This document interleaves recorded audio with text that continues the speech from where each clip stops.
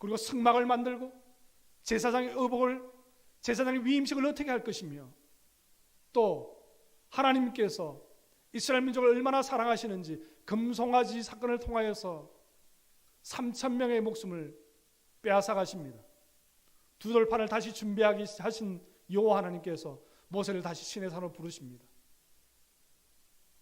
그리고 35장부터 39장 말씀 보면 실제로 하나님께서 말씀하신 각양 종류대로, 크기대로, 재질대로 성막과 기구를 만드는 것을 보게 됩니다. 그리고 40장에 가니까요, 그 성막을 다 만든 다음에 모세와 이스라엘 민족이 하는 것이 무엇입니까? 바로 하나님 앞에 예배하는 거예요. 번제와 소제를 하나님 여호와께 드렸더라. 사랑하는 성도 여러분, 그것이 바로 3장 7절 8절에 나오는 요약인 것입니다. 하나님께서 이스라엘 민족의 고통을 보고 듣고 알고 내가 내려가서 그들을 건져내고 인도하여 데려가려 하노라.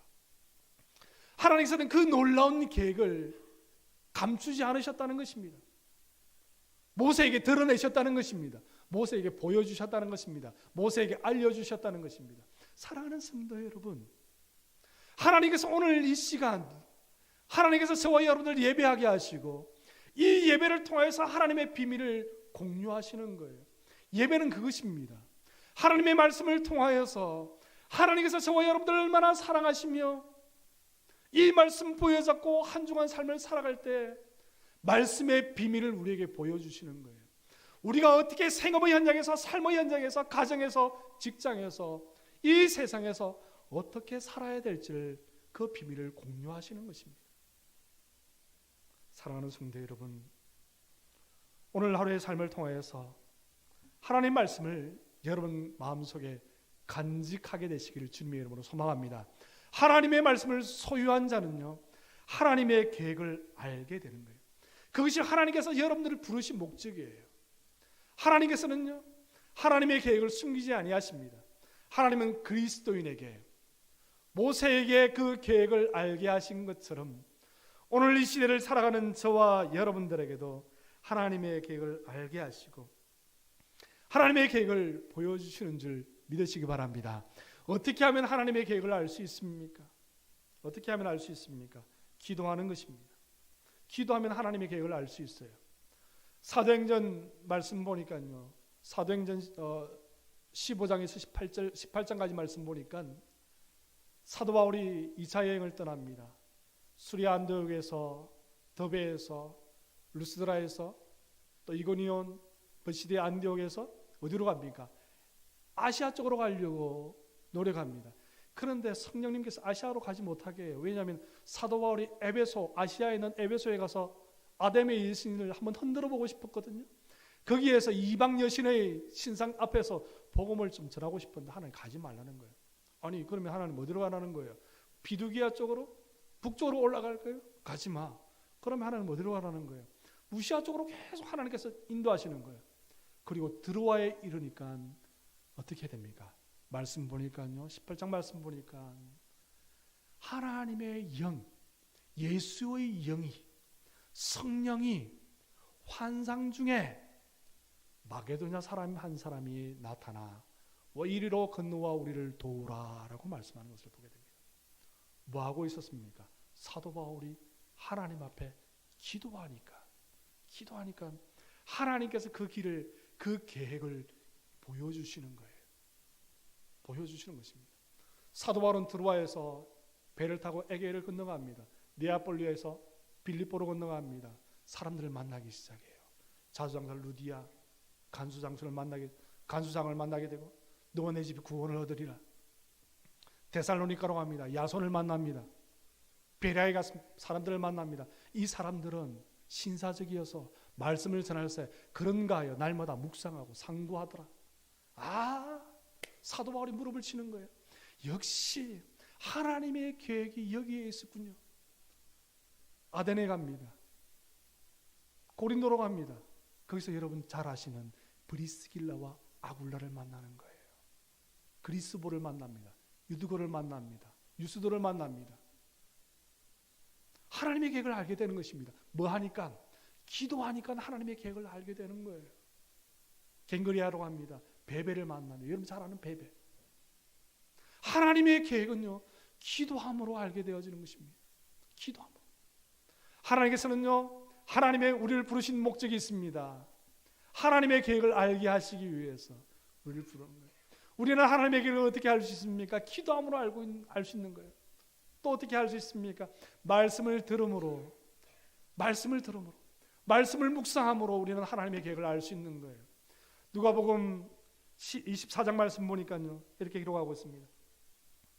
누가복음 24장 32절 말씀 보니까 그들이 서로 말하되 길에서 우리에게 말씀하시고 우리에게 성령을 풀어주실 때에 우리 속에서 마음이 뜨겁지 아니하더냐. 우리의 마음이 뜨거워지는 거예요. 하나님 말씀을 들을 때 마음이 뜨거워지는 거예요. 엠마오로 돌아가고 있던 두 명의 제자가 있었습니다. 예수님의 십자가 사건 이후로 두 제자가 이 예루살렘은 안전하지 못해. 야, 우선 우리가 좀 피신해야 되겠다. 도망가야 되겠다. 어디가 좋을까? 조용한 저기 촌동네인 엠마오로 도망가자. 아마 새벽녘에 열심히 짐을 싸서 예루살렘을 탈출해서 엠마오로 가고 있었을 것입니다. 그런데 예수님이 나타납니다. 예수님이 나타나서 그들에게 말합니다. 예루살렘에 무슨 일이 있었습니까? 아니, 당신은 예루살렘에 있었던 그 큰 놀라운 사건을 알지 못합니까? 무슨 사건인데요?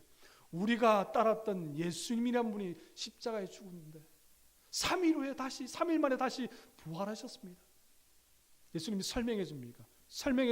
당신 그런데 왜 도망가고 있습니까? 쭉 설명해 줄 때에 두 명의 제자들이 유숙하게 됩니다.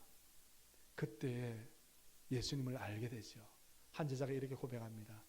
예수님께서 성경을 설명해 주실 때 우리의 마음이 뜨겁지 아니하느냐. 뜨겁지 아니하느냐. 말씀을 통해서 하나님의 계획을 보여주시는 거예요. 말씀을 통해서 하나님의 계획하심을 나타내는 것입니다.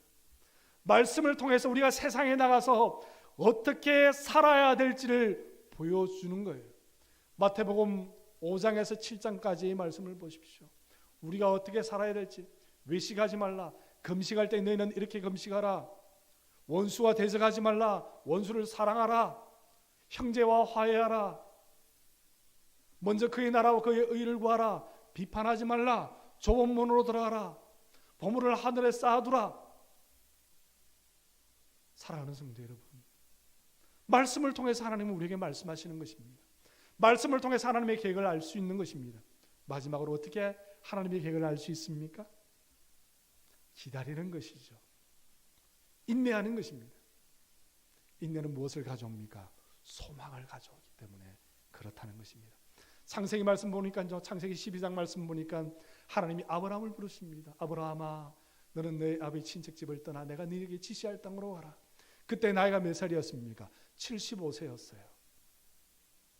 그런데 10년이 지나도 하나님께서 자식을 주지 않는 거예요. 사라가 말합니다. 아브라함이여, 하나님께서 아무래도 나를 통해서 자식을 주지 않을 것 같습니다. 나의 여종인 하갈을 통해서 상속자를 삼으소서. 아브라함이 하갈을 통해서 이스마엘을 출생합니다. 그때 그의 나이은 85세였더라. 10년 만에 낳은 이스마엘 아들. 그런데 웬걸 하나님께서 아니라는 거예요. 그 아들은 너희 상속자가 아니라는 것입니다. 그러면 언제 누구예요 하나님? 기다리라는 거예요. 기다리라는 것입니다. 결국 아브라함이 갈대아 우르를 떠난 지 25년 만에 아브라함의 나이 100세 때에 하나님께서 이삭이라는 적통 아들을 주시는 것을 보게 되어진 것입니다. 하나님의 계획은요, 기다리는 자 있는 줄 믿으시기 바랍니다. 기다리는 중에 우리가 무엇을 발견하게 되는 것입니까? 소망을 발견하게 되는 거예요. 소망이신 예수 그리스도를 발견하게 되는 것입니다. 소망의 근원 되시는, 소망의 전부 되시는 하나님을 발견하게 되어지는 것입니다. 사랑하는 성도 여러분, 하나님께서 저와 여러분들을 왜 부르셨습니까? 하나님의 계획을 보여주시기 위해서, 하나님의 계획을 말씀하시기 위해서. 어떻게 하면 알 수 있습니까? 어떻게 하면 하나님의 계획을 볼 수 있습니까? 기도하시기 바랍니다. 인내하시기 바랍니다. 말씀 보시기 바랍니다. 말씀 들으시기 바랍니다. 사랑하는 성도 여러분, 그래서 오늘 주님 앞에 예배하는 이 시간이 너무너무 소중한 시간인 줄 믿으시기 바랍니다. 하나님의 계획을 아는 시간입니다. 하나님의 계획을 발견하는 시간입니다. 우리가 한 주간의 삶의 예배를 어떻게 드려야 될지 기준을 발견하는 시간이 되어지는 것입니다. 기준을 알게 되어지는 시간인 것입니다. 사랑하는 성도 여러분, 하나님이 나를 부르신 이유가 무엇입니까? 오늘 본문의 말씀 보니까요, 하나님의 일꾼으로 나를 사용하시기 위해서 나를 부르셨다라고 말씀하고 있습니다.